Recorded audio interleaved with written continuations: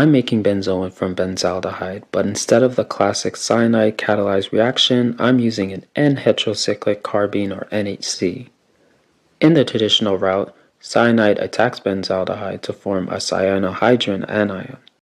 That anion then adds to a second benzaldehyde, followed by proton transfers and a loss of cyanide to give benzoin. It works, but cyanide is toxic and unpleasant to handle. NHCs give a metal-free, safer alternative.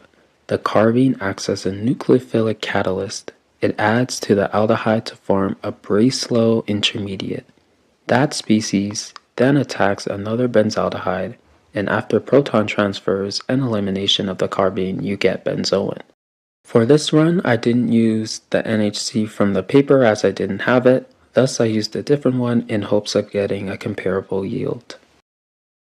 In a round bottom flask, I added 500 milligrams of MIDI and 2.51 grams of DBU as a base. You can use less DBU, but the reaction will likely take longer.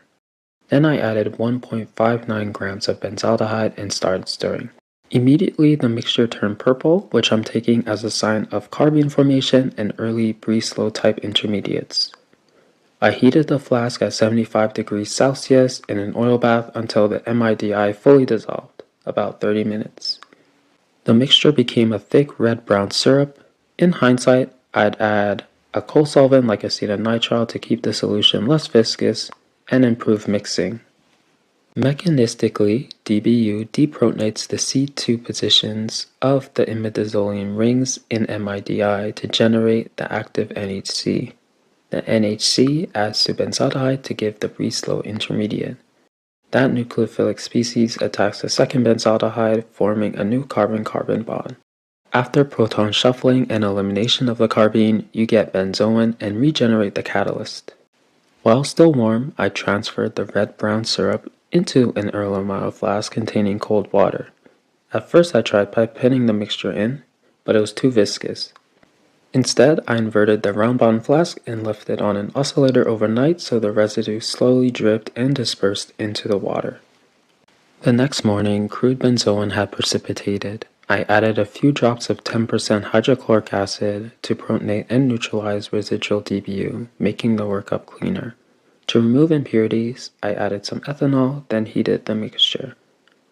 After recrystallization, I isolated benzoin in a 63% yield.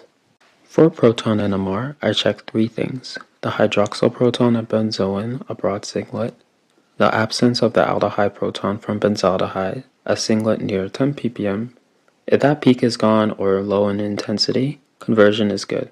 Lastly, the characteristic methine proton next to the OH and the carbonyl in benzoin, around 5.9 to 6.1 ppm. In the carbon NMR, I look for the carbonyl carbon of benzoin around 195 to 200 ppm. The benzylic carbon bearing the OH around 75 to 80 ppm, and again minimal or no signal for the aldehyde carbon of benzaldehyde around 190 to 193 ppm, but distinct from the ketone. Future runs, I would consider running a small TLC during the reaction to monitor the disappearance and add a cold solvent like acetonitrile or DMSO to aid in mixing. This NHC route avoids cyanide and gives clean benzoin with a straightforward NMR conformation. Thanks for watching.